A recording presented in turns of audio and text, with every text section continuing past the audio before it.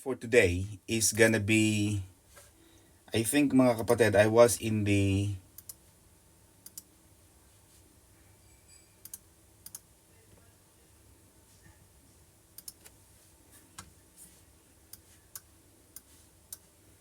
ito ro mga kapatid sa Isaiah chapter.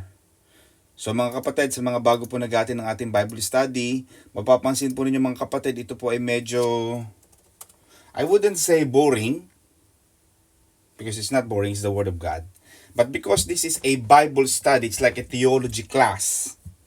I don't want to sound it like a preaching or a sermon, but because this is a deeper studies mga kapatid ng ating pag-aaral ng salita ng Diyos. Thank you, Chelsea.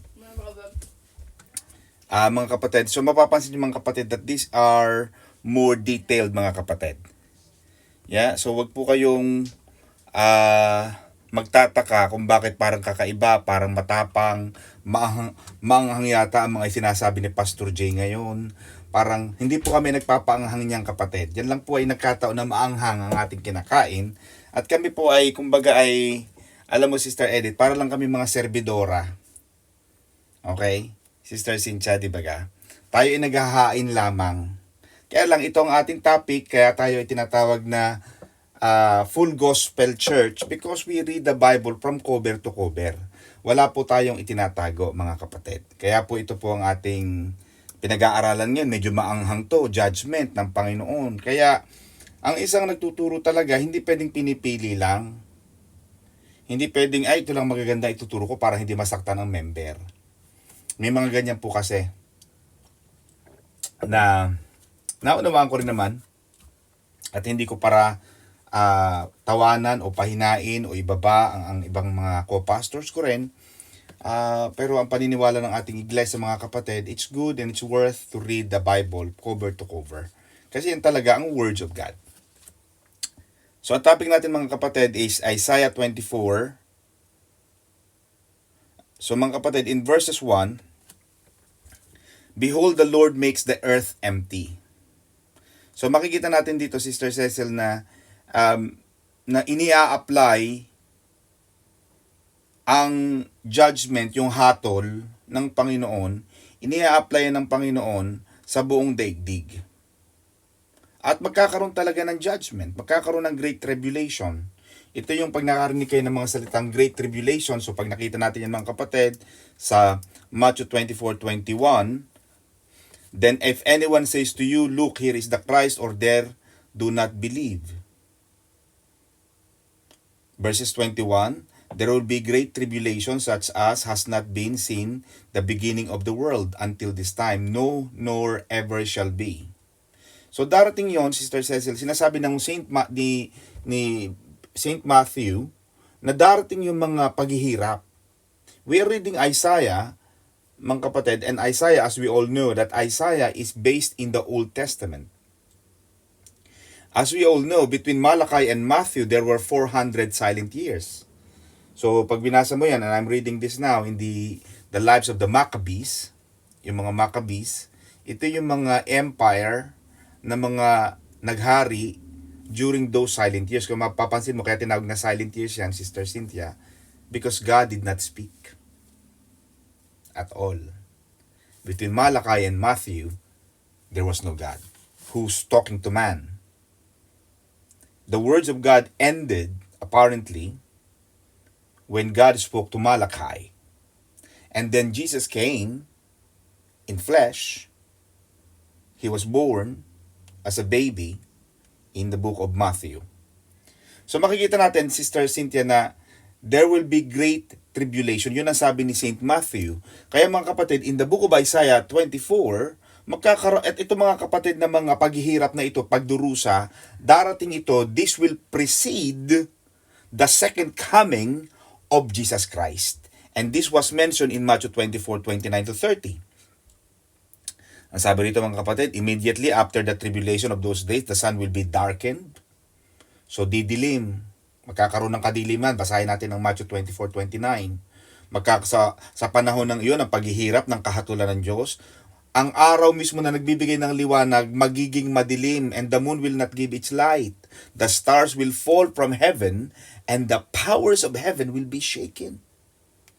Then the sign of the Son of Man will appear in heaven, and then all the tribes of the earth will mourn, and they will see the Son of Man coming on the clouds of heaven with power and great glory.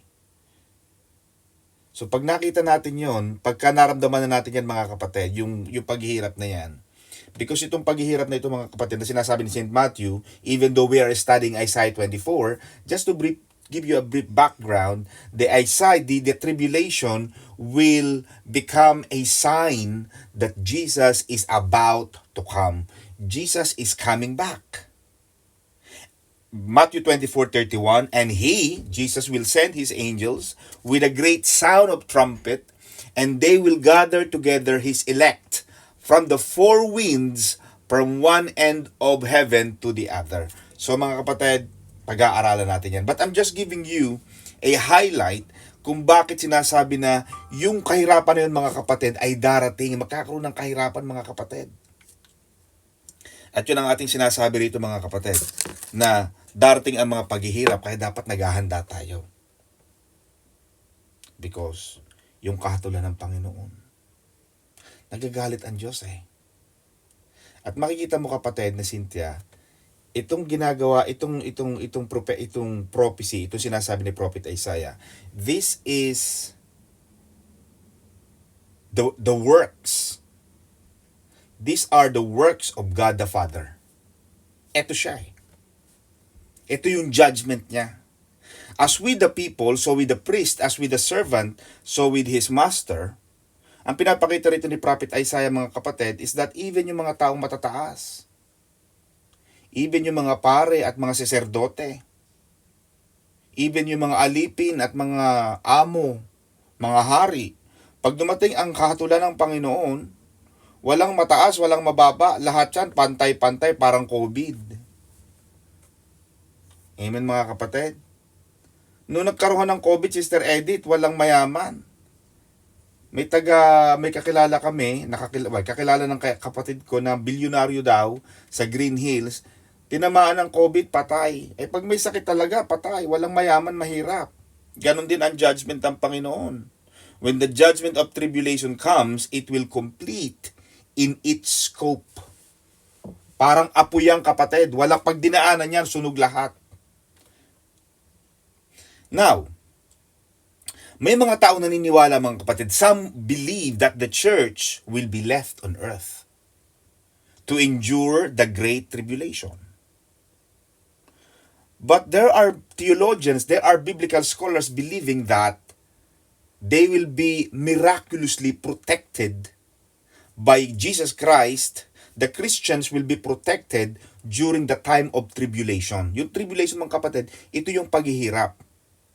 So that even dumating yung judgment ng Panginoon, Sister Cecil, yung mga pinili at hinirang ng Diyos, sila ay hindi hindi nila mararanasan ang paghihirap. Now, but this creates a problem in my own opinion, because sinasabi ni Prophet Isaiah that the great tribulation will complete in its full scope.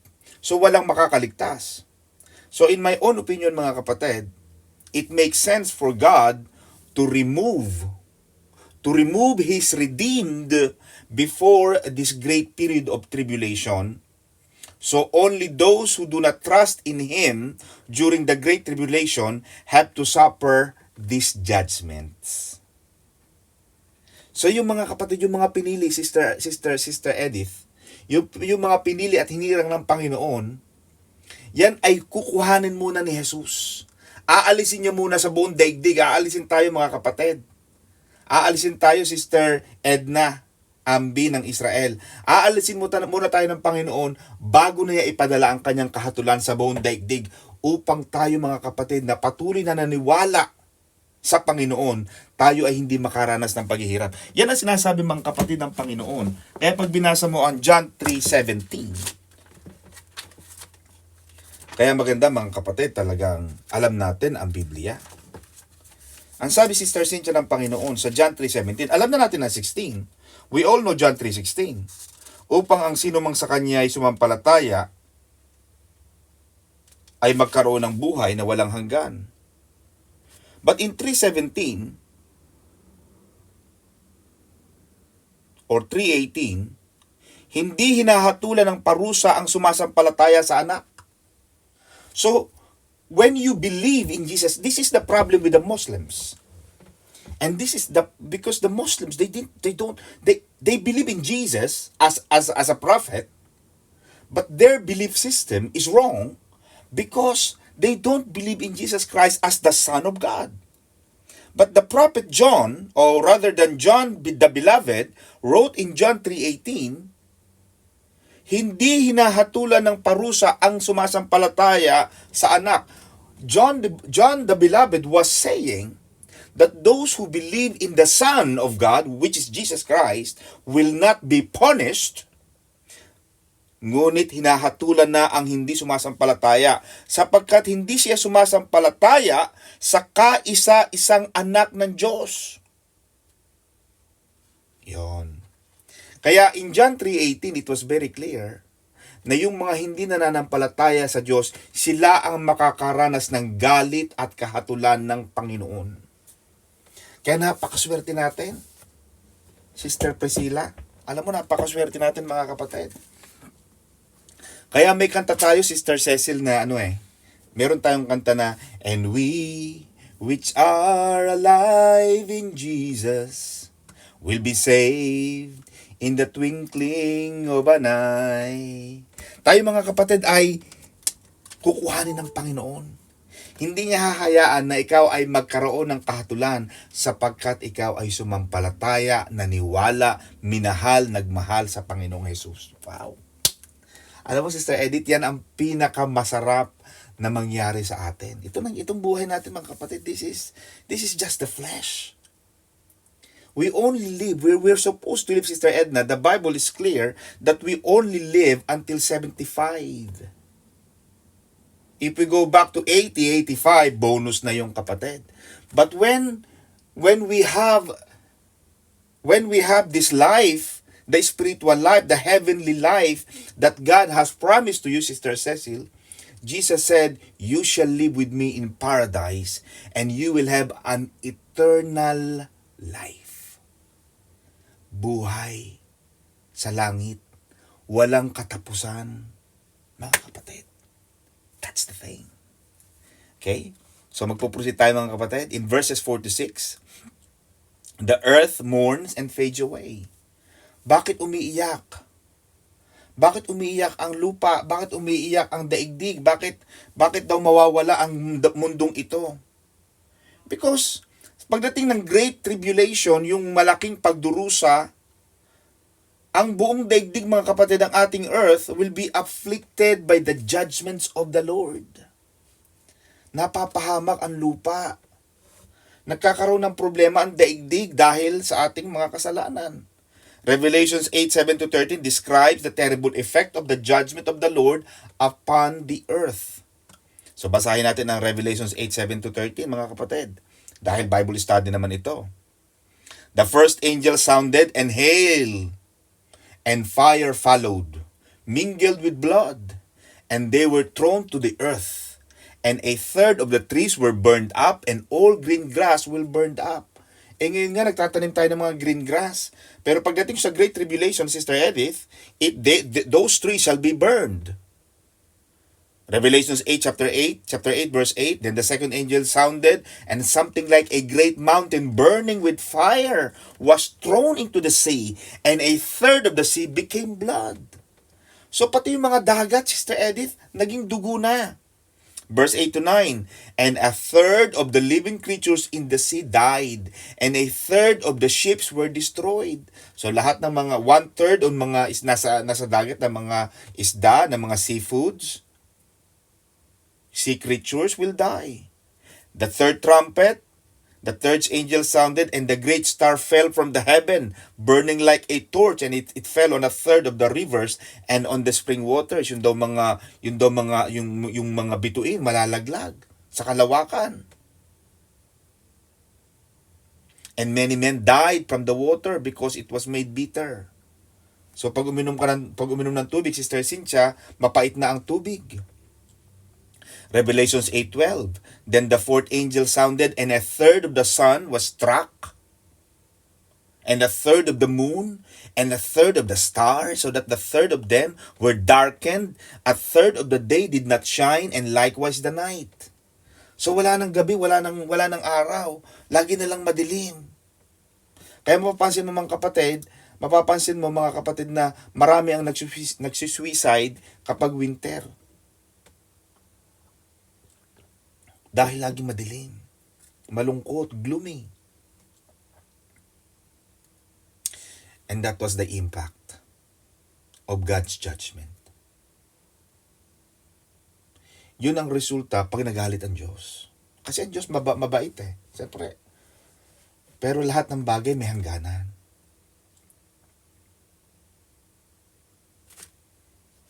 Nakakalungkot mga kapatid. At sana pag dumating yung panahon na yon, Sister Elaine, na nagalit ang Diyos, hindi exempted tayo. Hindi tayo mapalo ng Diyos. Huwag tayo mapasama dun sa kinagalitan at kinapuutan ng Diyos. Alam mo bang may kapatiran tayo mga kapatid? Hindi ko alam kung kilala to ni Sister Edna. Si Sister Benilda.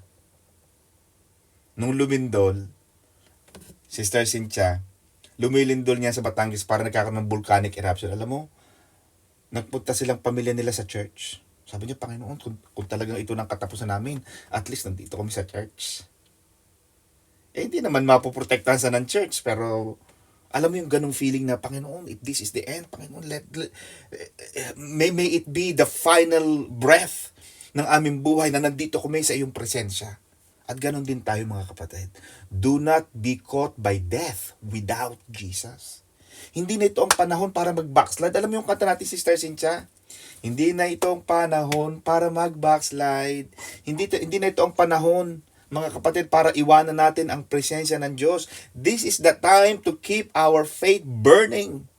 Mga kapatid, lalo tayong dumikit, lalo tayong lumapit sa Diyos.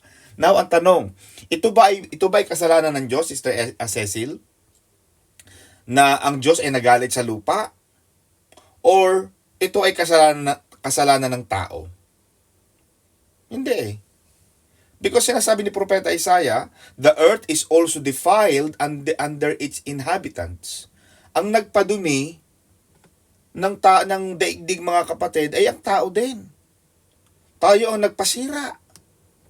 Amen mga kapatid. Tayo ang gumawa ng hindi maganda sa ating tinitirhan.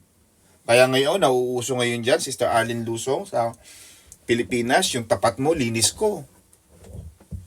Kasi pag hindi nyo nilinis yan lalo ng mga taga Maynila, pag hindi nyo nilinis ang tapat nyo, mga pilang mga taong ganun mga nasa mga tabi ng ilog, wala silang pakialam sa kalikasan, tapon lang ng tapon ng basura sa ilog kasi maaanod naman niya sa dagat. Bahala na kung sinong daanan yan. Ano nangyari? Kaya pag umulan sa Pilipinas, konting signal number 1 lang, baha na sa Espanya. Bakit? Lahat ng mga plastic. Sino bang gumawa niyan? Tayo. Magpunta ka ng Japan.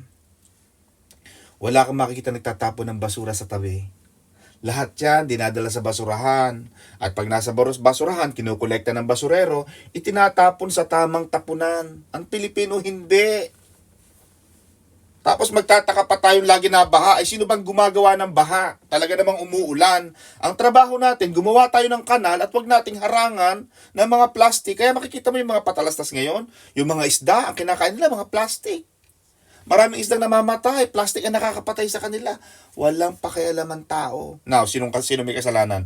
Diyos ba? Hindi. Tayo. May nagpa-pray. Sabi niya, Sister Edna, Pastor, pwede pong pag-pray niyo ako? Ano nangyari sa'yo kapatid? Kasi po yung baga ko, finding po ni Doc, sunog na. Bakit? Kasi naman 30 taong kang sinunog mo yung baga mo. Tapos ngayon, tatawagin mo si Jehovah Rapha para pagalingin ka. Sino bang niloloko natin kapatid? Hindi ako pinagaling ng Diyos . Bakit? Sino bang Kasi kapatid, binibigyan tayo ng Panginoon ng pagkakataong pumili. Sabi ng Panginoon, life and death is in the power of your tongue. You have the right to choose. Can you choose life or will you choose death? Ang sabi ng Panginoon, choose life. Oh, alam mo nang mapapahamak ka, huwag kang pumunta doon. Huwag mong sabihin yung tukso, layuan mo ako. Ikaw ang lumayo sa tukso, huwag ka nang dumaan. Amen ba? Dadaan ka pa, padikit-dikit ka pa, nagpapaamba-amba ka pa, talagang tutukain ka ng leon. May mga Kristiyano ganoon, sabi po kasi sa Bible kahit daw po tiyapakan natin ang mga serpente at ang mga cobra, hindi raw tayo maaano. Kaya nagpunta sa Manila Zoo, Sister Edith, tumalon sa Manila Zoo at tinapakan ng ahas ang cobra. Ay ano ba mangyayari? Daladala mo ang Bible, tinapakan mo ang cobra, lumapit ka sa leon. Anong sasabihin mo? May Bible ka? Hello? Wala ang Bible, pati Bible dala.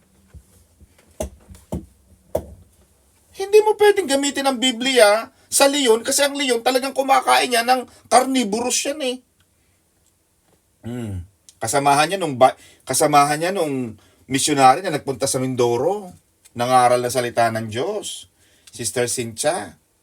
Sinabi na ni Ernie Baron sa bandang sa bandang south ng Manila, magkakaroon po ng signal number 5. Naku, itong si Pastor Pacondo. Nanalangin pa, Sister Edith. Hindi ako naniniwala sa bagyo. Ituloy natin ang pagmimisyon at pangangaral ng salita ng Diyos sa mga aita. Daladala ang Bible, naku, ayun. Dinamang ka. Tama-tama, malakas na alon, buhawi, di dinala. Siguro, pagdating niya sa langit, Lord, ba't ako namatay? Sabi ng Diyos, binigyan ka na ng babala. Sinalungat mo, kapatid. Walang kasalanan ng Diyos Tayo ang gumagawa, kaya tayo binigyan ng isip para gamitin. Diba? Kaya, laging tayo ang may kasalanan. Kasi ang Diyos, lahat ng ginawa ng Diyos, mabuti. In Genesis chapter 1, from first day to 6 days, lahat ng ginawa ng Panginoon, they were beautiful. Walang ginawa ang Diyos na pangit. Kaya dapat lahat na maganda, lahat ng bagay magaganda. Ano pa ang sabi nito, Sister Cecil? Kaya, it makes sense na kapag inalagaan mo ang iyong kapaligiran, yan ay pagbibigay na rin ng karangalan sa Diyos. Yung bahay mo, ayusin mo, linisin mo. Kung hindi ka marunong maglinis, mag-hire ka ng maglilinis. Hindi yung aalis ka ng bahay mo, ang pagising mo sa umaga, basta ka nalang aalis, yung kama mo, wala man lang nag-aayos. Akala mo meron kang katulong na akala mo mag-automatic na mag-aayos siya ng sarili niya. Ang bed, kapatid, inaayos mo para pagbalik mo, maayos ulit, masarap higaan. Ganon din ang bahay, nililinis ang mga garden. Siguro winawalisan mo para maganda ang tingin. Iba. Kasi yan, pagbibigay ng karangalan sa Diyos. Kaya mga kapatid, yun ang sinasabi ko dito na responsibilidad natin mga kapatid na pahalagahan ang ating kapaligiran. Responsibilidad din natin mga kapatid na tayo ay lumakad ng matuwid. Walk right with Him and in obedience to Him. Kasi pag gano'n ang ginawa mo, Sister Edith, hindi magagalit ang Diyos. Diba? Ba't magagalit ang Diyos? Ginawa mo ng lahat. Diba? Sabi ng Panginoon, if you love me, you shall obey my commands. Yun lang ang pagbaba. If you really love me, then you follow me. Hindi magagalit siya yung Diyos. Mga kapatid, now, itong passage na ito mga kapatid is a good reminder of the principle that God is greater than His creation. Because God is uncreated. God is uncreated. Nobody created God. He created the whole universe. He created a time. But God is uncreated Himself. Nobody created God. God is God. He is the sovereign God. He created everything. In His words, when God said, "Let there be light," in Genesis chapter 1, there was 185,000 miles per millisecond. The light came out from the mouthpiece of God the Father. So God is greater than His creation. Kaya, ang sinasabi dito mga kapatid, God is separate from His creation, at kapag nawala na ang daigdig, mawala man ang daigdig, maglaho man ang buong daigdig mga kapatid, but the Lord God will remain unchanged. The Lord God will remain unchanged. He will never change. Kaya meron tayong kanta, meron tayong mga kasabihan, the word will fade, but His word will remain forever. Yun ang kagandahan sa Diyos. Kaya, kung magtitiwala ka sa yaman, sa ganda, sa katanyagan, sa kasikatan, lahat yan nawawala. Ang hindi lang mawawala ay ang Diyos. Kaya doon tayo magtitiwala sa Diyos na hindi nawawala. Na mananatili hanggang sa mawala man ang daigdig mo, mawala man ang lahat, pero ang Diyos ay hindi. Kaya it makes sense, doon ka nalang magtiwala. Now, because they have transgressed the laws. Now, mga kapatid, as you know, as a qualified attorney, maganda ito mga kapatid. Now, the earth mourns and fades away because they have transgressed. Yung transgression, mga kapatid, lagi natin nababasa yung transgression na yan, is when we step over the line that God has established. Kapag tayo ay lumampas na doon sa linyada ng Diyos. Remember when David was about to fight Goliath, Sister Cynthia, the first thing David did is to draw a line between him and Goliath. Because that line symbolizes that the moment Goliath steps on the line and beyond, then he is transgressing. You are trespassing. Kaya di ba may mga garden, Sister Vilma, na no trespassing. Nakita mo na yung Sister Edna, na may mga garden, o kaya may mga gate, private property, no trespassing. Sabihin, may nagmamay-ari ng garden, may nagmamay-ari ng lugar, kaya hindi ka pwedeng pumasok. Ito ang sinasabi ni Prophet Isaiah. We transgressed. We trespassed. Lumampas tayo doon sa guhit ng Diyos. But marami sa atin mga kapatid, don't want to see or respect God's boundaries. May mga taong ganun eh.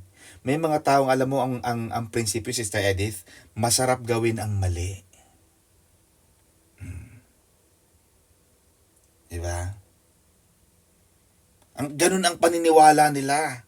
Masarap gawin ang mali. Pero hindi nila alam that the wages of sin is death. And that's wisdom, Sister Edith. When a person sees in advance the punishment of sin, yes, maaaring sa simula, masarap gawin yan eh. Sarap gawin ganito. Manloko ako, gawin ko itong masama kasi wala nakakaalam. I'm taking advantage of this. Yeah? Nandadaya ako kasi nakakakuha ako ng malaki, kumikita ako ng malaki sa paggawa nito. Kahit mali, pero okay lang. But we know, Sister Cecil, God's boundaries. We know the line that God has in place. Ang sabi ng Panginoon kay Adan, eto ha, lahat ng yan, lahat ng mga malilipad ng inyong mga mata, makakain nyo yan, Adan at Eva, ha? Pero isa lang, may line, may bakod, no trespassing. Yung isang puno na nasa gitna ng halaman na naakin nyo na, nag-iisa lang, Sister Edith. At minsan alam mo yung tao, alin yung ipinagbabawal, yun ang gustong-gustong kuhanin. Isa na lang yung sa Diyos, ayaw pa. Isang oras na lang, 2 oras lang napupunta sa church. Naku, sayang kasi may pinuntahan kami. Yan ba ang ano natin sa Diyos? Hello? Isang oras lang? 2 oras lang na para sa Diyos, hindi mo may bigay? Bakit? May line ng Panginoon eh. Yan ang perimeters natin. Na wag kang lalampas doon sa linya ng Diyos. Kaya makikita mo sa Leviticus, Sister Cecil, Sister Edith, sa Leviticus, alam ko yan, sa mga Nueva Ecija, may mga muhon. Diba? Yung muhon, yan ang boundary ng lupa. Example, ilang square meter ang sa'yo? Ay siyang akin po dyan ay 200 square meters, yung pong muhon. Ang pinaka-boundary, muhon. Ang tawag sa Tagalog, hindi ko alam sa Visayas at sa Mindanao. Ibig sabihin, Sister Edith, hindi mo pwedeng galawin ng muhon. Kasi pag lumampas ka dyan, pwedeng ipagiba nung may-ari dahil lumampas ka kahit iisang metro yan. Hindi na sa'yo yan eh. Kaya sabi ng Panginoon, huwag na huwag kang kukuha ng hindi para sa'yo. Ayaw ng Panginoon ng madaya. At ayaw kong makitaan ako ng Panginoon ng wag tayong mahirati, wag tayong maging parang gusto makalamang. Malamangan ka na. Alam mo si Pastora, laging turo niyan, anak, makuhanan ka na, wag ka lang kukuha.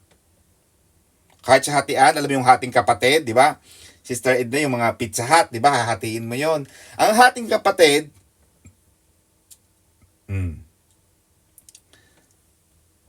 medyo mas malaki yung kalahati. Hating kapatid ha, 50-50 dapat. Pero gawin mo siyang 60-40. 40 ang sa'yo, 60 sa kanya. Di lamang siya. Mas maganda na yung gano'n. Ayaw ng Panginoon na madaya. Yung timbangan. Ang sabi mo, 1 kilong isda. Yun naman pala, nilagyan mo ng pagkakabigat-bigat na bato doon sa likod ng kiluan. Para pagka inilagay ang isda, kalahating kilo pa lang, naku, may dagdag na konti.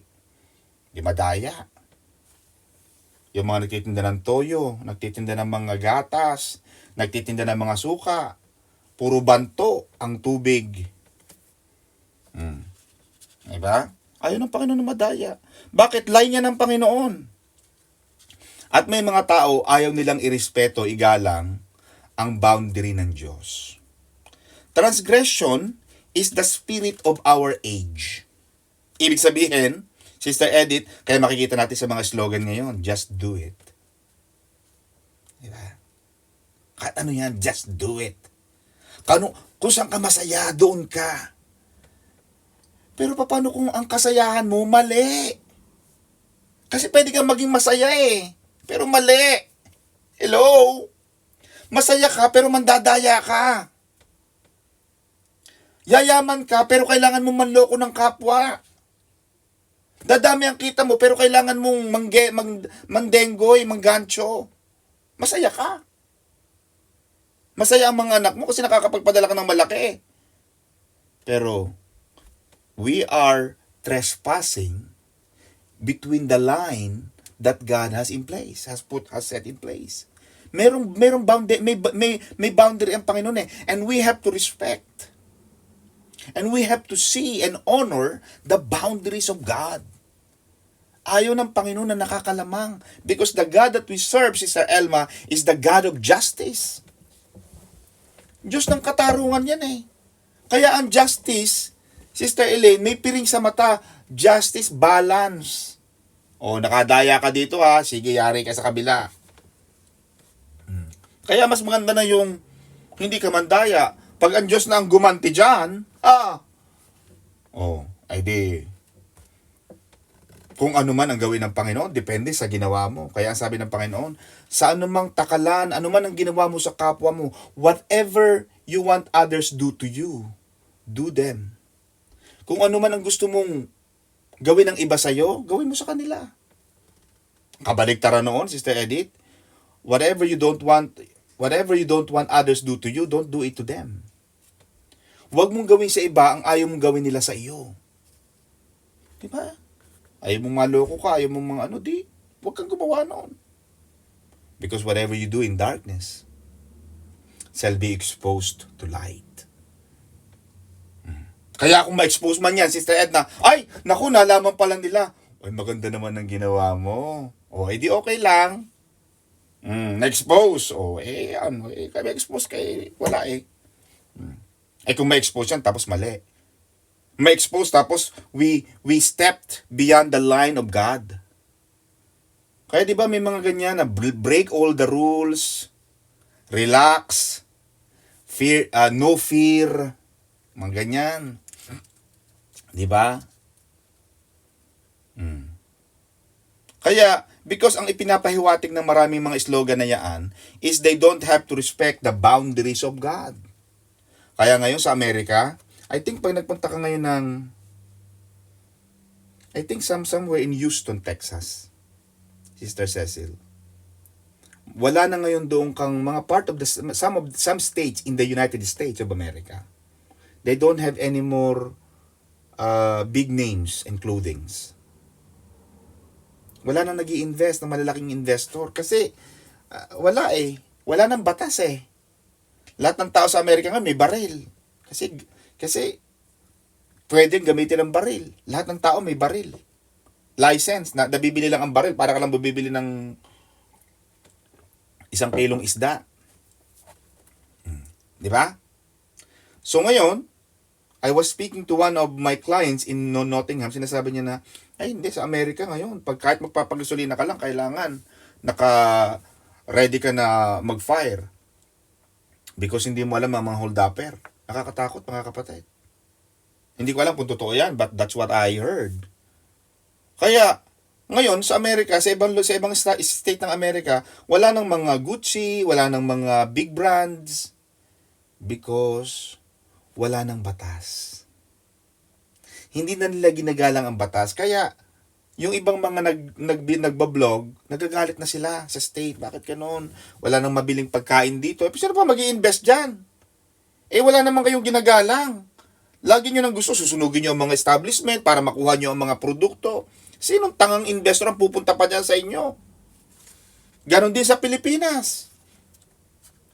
Invite tayo ng malalaking investor. Pag nakakita naman tayo ng mga puti, ng mga tsekwa, ng mga mayayaman sa atin, kikidnapin natin for ransom. Ang dapat gawin ng Pilipinas, patibayin ng ating seguridad. Yan dapat.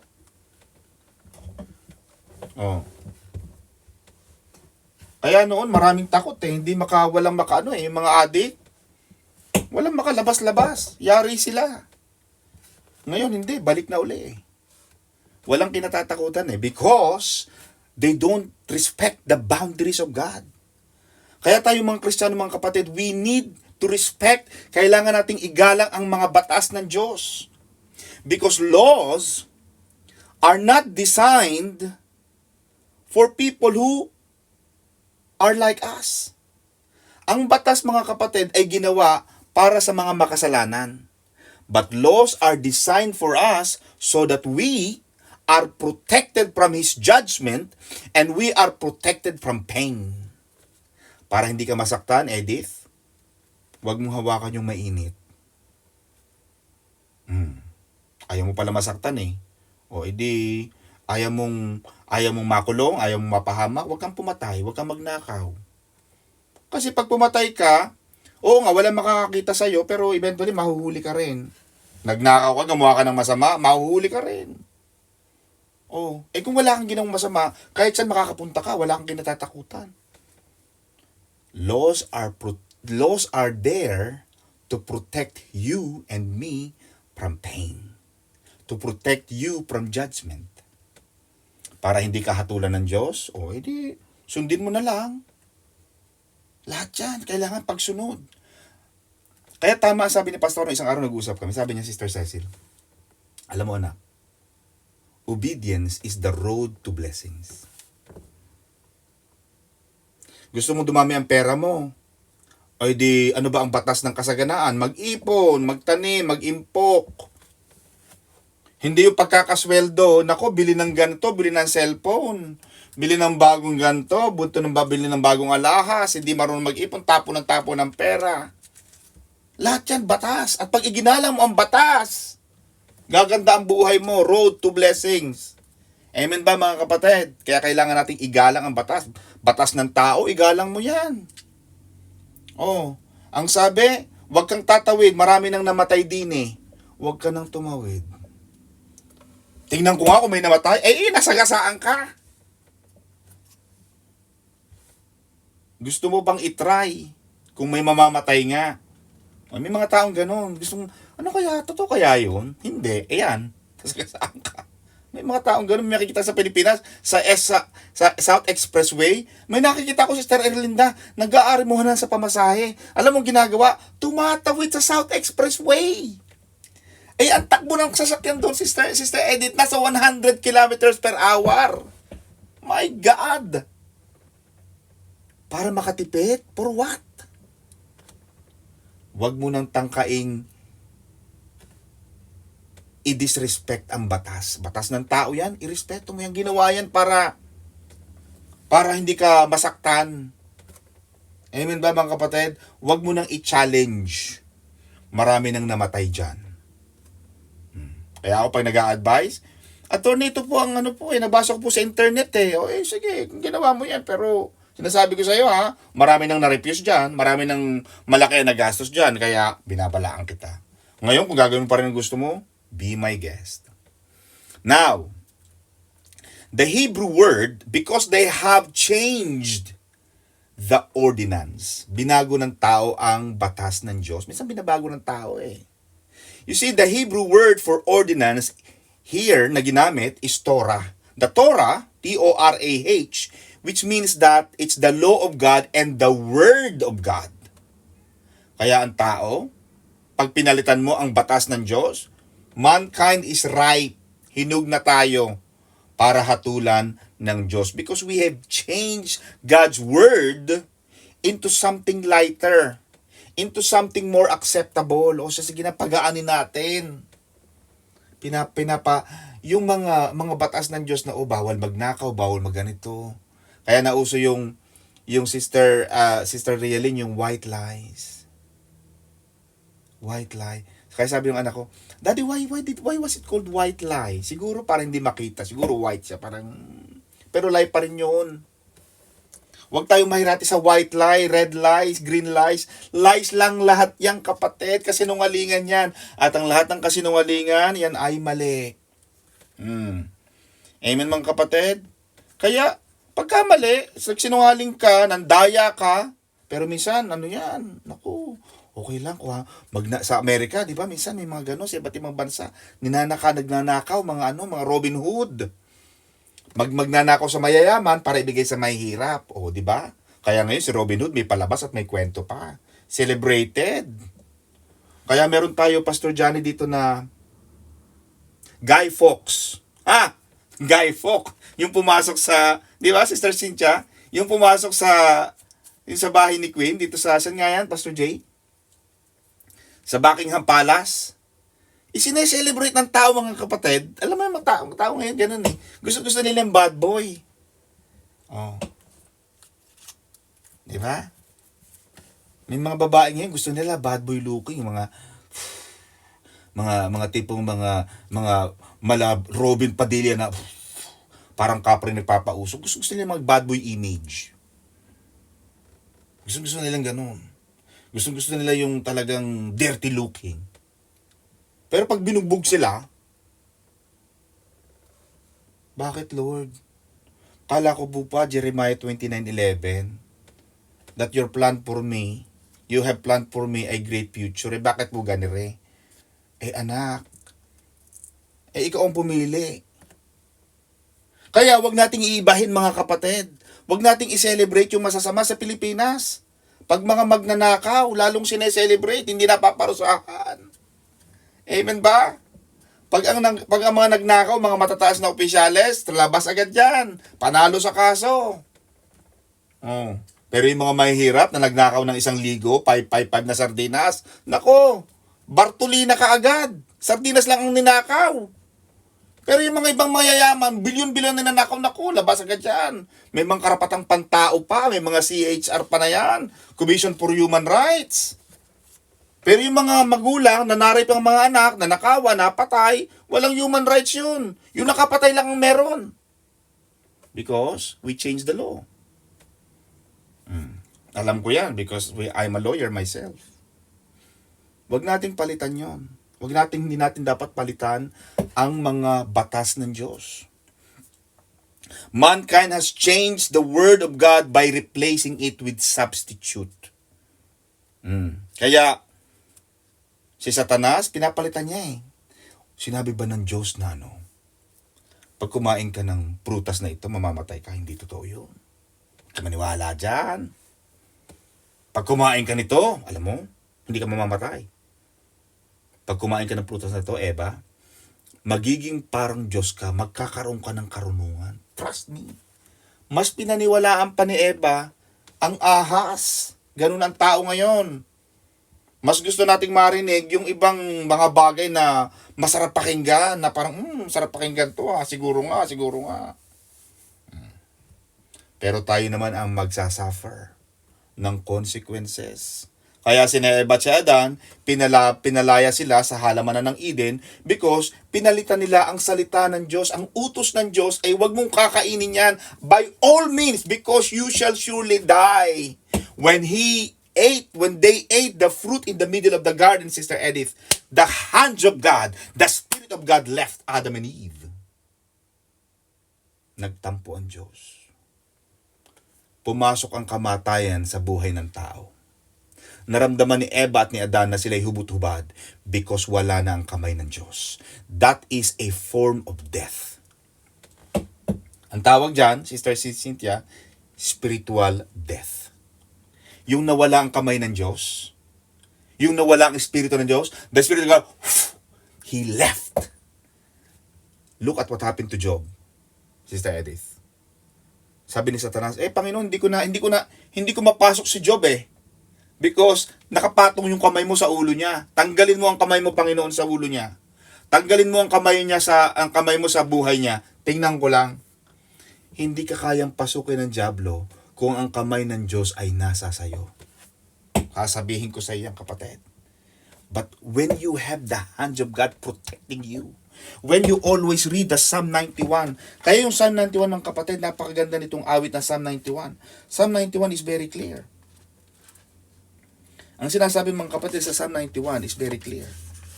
Na ito mga kapatid ay lagi natin dapat na basahin yung awit 91. Kaya alam mo, Sister Edith, sa bahay namin, lagi nakabukas ang Psalm 91. Because we need the hands of God protecting us. Kailangan natin ng kamay ng Diyos na magpuprotekta sa atin at sa ating mga pamilya. Siyang naghahangad ng pagkupkop ng kataas-taasan at nananatili sa pagkalinga ng makapangyarihan ay makapagsasabi kay Yahweh, muog ko at kanlungan, ikaw ang aking Diyos, ang Diyos ng tangi kong pinagkakatiwalaan. Sa panganib at bitag, ikaw ay kanyang ililigtas. Natatandaan mo, Sister Edna, yung patotoo mo minsan sa Israel. Ito, Sister Edna to Israel. Tanda ko yung patotoo niyan. Na parang yan ay may hulihan yata, Sister Edna, tama ba ako noon? May hulihan yata noon sa Israel. Na parang, Panginoon, ako'y natatakot, baka ako'y mahuli. Pero Panginoon, sasakay ako dito sa sasakyan na ito. Panginoon, sasamahan mo ako. Panginoon, I will pray na your hands will be with me. Alam mo, Sister Edna, hindi nahuli yan.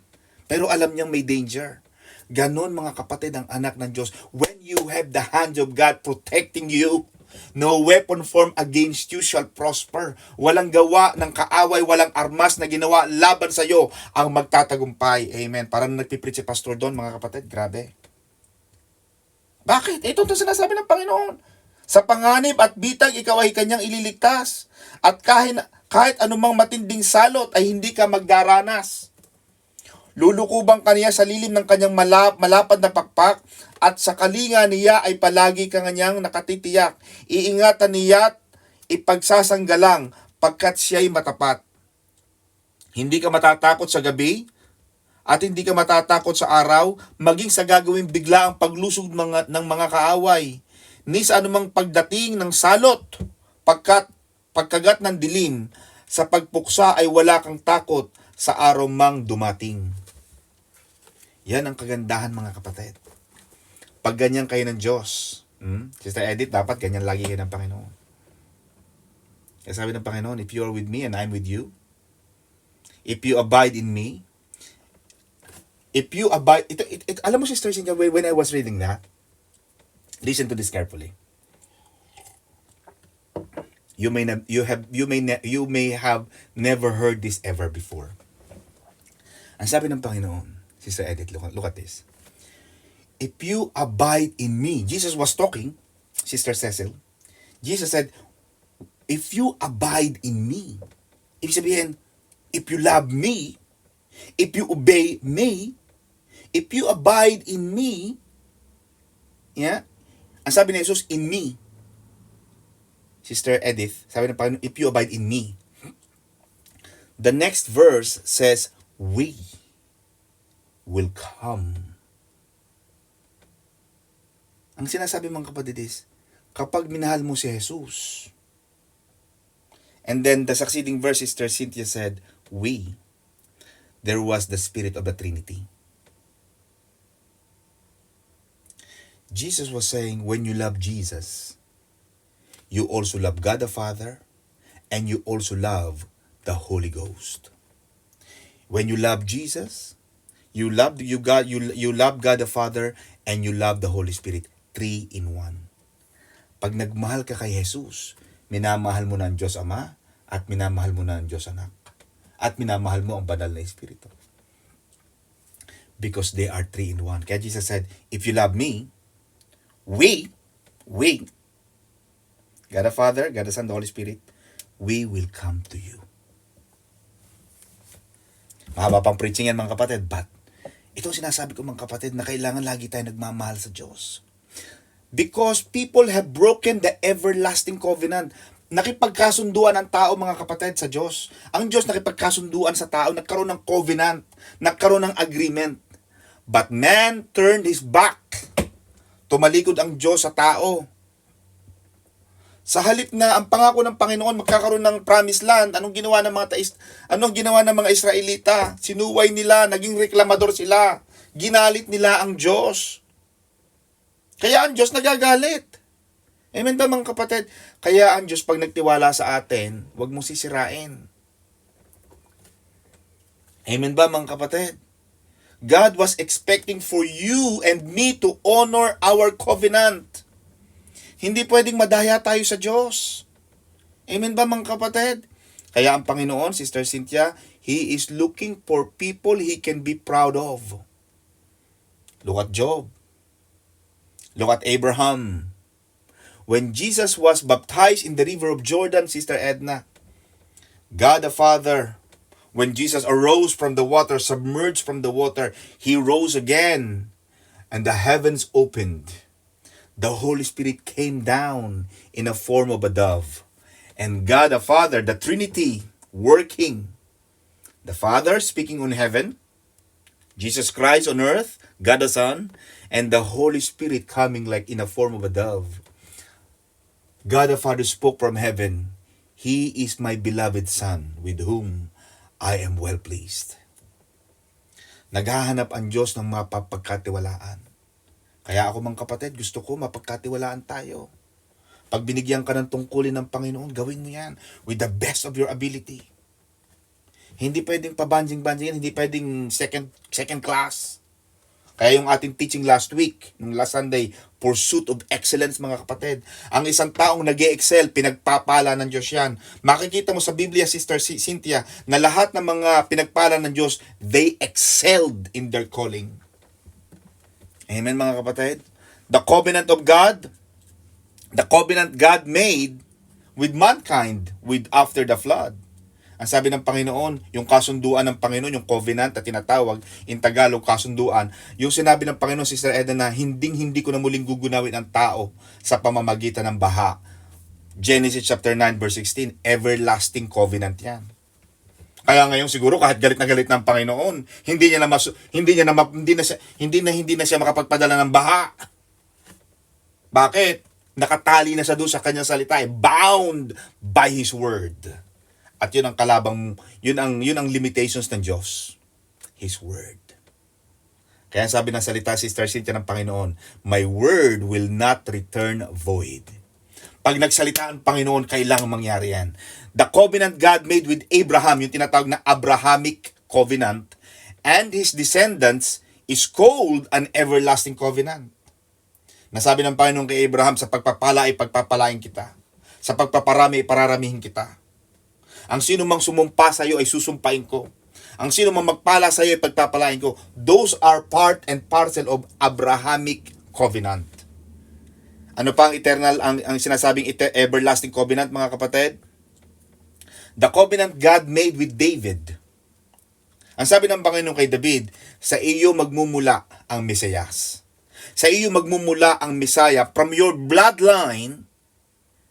The covenant God made with David to bring the Messiah from his bloodline is called an everlasting covenant. Kaya mapag binasa mo ang Book of Matthew, Sister Edith, pag binasa mo ang Book of Matthew, mga kapatid, I'm aware of the time, mga kapatid, but I hope na may natututunan kayo kahit kakonti. Kaya ang Book of Matthew, Sister Cecil, nagsimula yan, mga kapatid. Ito ang talaan ng mga ninuno ni Jesus na mula sa angkan ni David, na mula naman sa lahi ni Abraham. You see? So yung pinangako ng Panginoon kay David in 2 Samuel chapter 23 verse 5, basahin natin para mas maliwanag, mga kapatid. 2 Samuel chapter 23 verse 5, although my house is not so with God, yet he has made with me an everlasting covenant, ordered in all things and secure, for this is all my salvation and all my desire, will he not make it increase? So sinabi ng Panginoon, mga kapatid, na sa Kanya magmumula ang Messiah. Yun ang everlasting covenant. The curse has devoured the earth. Yung sumpa, mga kapatid, ang sumira sa lupa. Kaya yung pakatigasan ng ulo ng tao, pag ang tao matigas ang ulo, kasi may mga taong matigas ang ulo eh. Hindi nakikinig. Kaya pag ganyan na, talagang kaparusahan.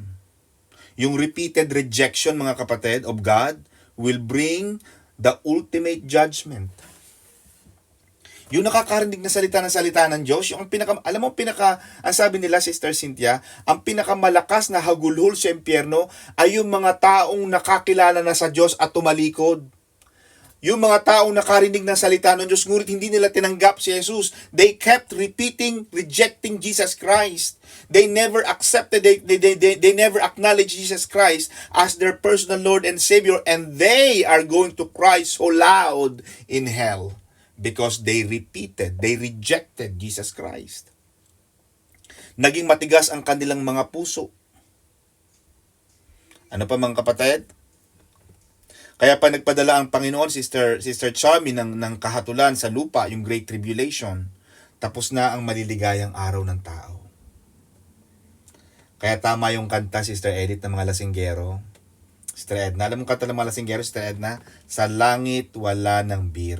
Pero kahit dito sa lupa, wala na silang beer pa.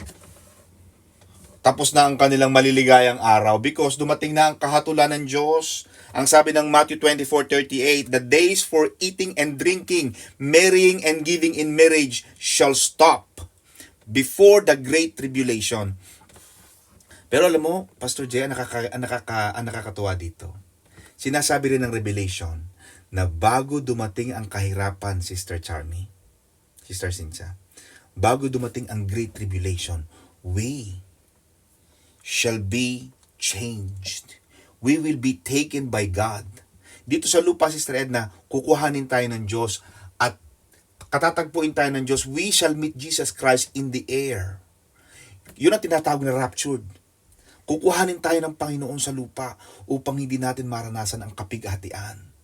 Mga kapatid, you know, I'm really looking forward na tayo ay magkaroon ng na dumating na itong ganito, mga kapatid. Kasi humihirap, mga kapatid, ang lupa. Pero bago dumating ang kahirapang ito, Sister Cynthia, amen, mga kapatid, tayo ay kukuhanin ng Panginoon at dadalhin niya na tayo doon sa langit. Amen, mga kapatid. Kakaroon tayo ng Maranatha Avenue. Lahat ng mga taga-Maranatha, Sister Edith, Brother Soap, Bible study na. Oh, wala nang Zoom. Bakit? Wala nang Zoom, Sister Cynthia. Bakit? Nandun na tayong lahat. Amen. Sister Presi, hindi na Sister Presi nasa Pilipinas, sa Israel, Sister Edna, sa UK naman kami dito. No. We are going to be in one big place where we are going to sing and praise the name of Jesus Christ forever and evermore. Amen ba? Wala tayong alam mo itong ginagawa natin sa lupa? Itong pag-awit na ito, Sister Presi, ito ang gagawin natin pagdating natin sa langit. Ano pa bang gagawin natin doon? Wala nang part-time, Sister Edna. Sister Cecil, wala ng trabaho. Wala ka nang hahabuling oras, Sister Edna. Amen? Wala kang gagawin kundi habang buhay tayong wawagayway, habang buhay tayong magdideklara ng kaluwalhatian at kapurihan, karangalan ng Diyos. Hallelujah. Amen mga kapatid. Mga kapatid, because of the time, marami pa akong sasabihin.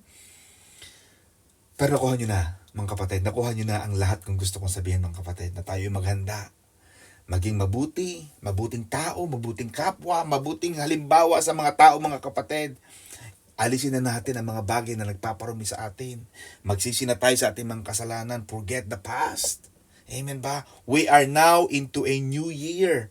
A brand new year, mga kapatid. Panibagong pagsisimula. Ano man na nakaraan, kalimutan na yan. Ito na ang panahon upang tayo ay bumalik sa Diyos. Magbago, mga kapatid, upang hindi na tayo makaranas ng kahatulan. Amen? God bless you mga kapatid. Back to you, Pastor Jay. And back to you, Sister Cynthia. God bless you all.